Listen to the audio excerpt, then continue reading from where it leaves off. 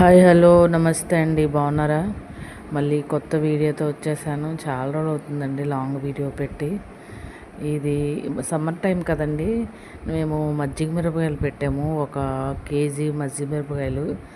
దానికి ఒక 1 week process పట్టిందండి. మజ్జిగ మిరపకాయలకి ముందు పాలు మరగ పెట్టుకోవాలి, దాన్ని తోడు పెట్టుకోవాలి. ఆ తోడుకున్న తర్వాత మనం మజ్జిగమిరపకాయలు తెచ్చుకొని దాన్ని బాగా కడిగేసి ఎండబెట్టేసి దాన్ని నేను చూపించిన విధంగా ఘాట్లు పెట్టుకొని పెరుగు బాగా కలిపేసిందండి. అది పాల మీద మేగడ తీయకుండా తోడుపెట్టినది. 2 లీటర్ పెరిగేసాను. దానిలో పసుపు, ఉప్పు, 1 కప్పు ఉప్పు, ఒక 2 స్పూన్ పసుపు, ఒక 4 నిమ్మకాయలు కట్ చేసి వేసామండి. నిమ్మకాయ వేసుకుంటే ఏంటంటే కలర్ చేంజ్ అవ్వదు, టేస్ట్ కూడా చాలా బాగుంటుంది. ఒక్కొక్క మిరపకాయ మజ్జిగ మిరపకాయ అంటాం కానీ కారం ఉండదండి, కానీ కారం ఉంటుందండి. అది ఏంటంటే తినేటప్పుడు అది నశాలని కంటుకుపోద్ది. అందుకని మీరు చేసుకున్నప్పుడు నిమ్మకాయలు వేసుకోండి, టేస్ట్ బాగుంటుంది. మేగడ కూడా తీయకుండా ఉన్న పాలు పెరుగు అయితే మాత్రం చాలా టేస్టీగా కమ్మగా ఉంటాయండి మిరపకాయలు. నేను ఎప్పుడు ప్రతి సంవత్సరం అలాగే చేస్తాను. లాస్ట్ ఇయర్ చేయలేదు, బిఫోర్ ఇయర్ చేశాను. ఈ ఇయర్ మళ్ళీ చేసుకున్నాం అనమాట. ఎక్కువగా తినకపోయినా అప్పుడప్పుడు తిన్నప్పుడు ఎవరైనా వచ్చినప్పుడు పప్పులోకని, తర్వాత కొన్ని పులుసుల్లోకి, తర్వాత పులిహోరలోకి కొన్ని ఫ్లేవర్లు ఉంటాయి కదా, అవి చాలా టేస్టీగా ఉంటాయండి. నాకు కూడా పులిహోరలోకి మజ్జిగ మిరపకాయ తినడం అంటే ఇష్టము. తర్వాత ఈ మధ్య చల్లమిరపకాయల పొడి అని కూడా అంటున్నారు కదా, అది కూడా ట్రై చేద్దాము. ఒక ఒక చిన్న బాటిల్కి అనేసి నేను ఇలాగా మజ్జిగ మిరపకాయలు పెట్టానండి.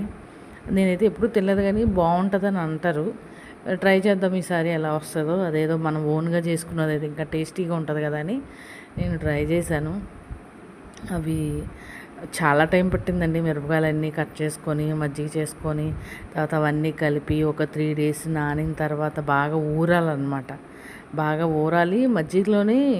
అది మిరపకాయ కలర్ చేంజ్ అవ్వాలండి. అంటే గ్రీన్ కలర్లో నుంచి అది ఒక విధమైన క్రీమ్ కలర్లోకి వస్తుంది.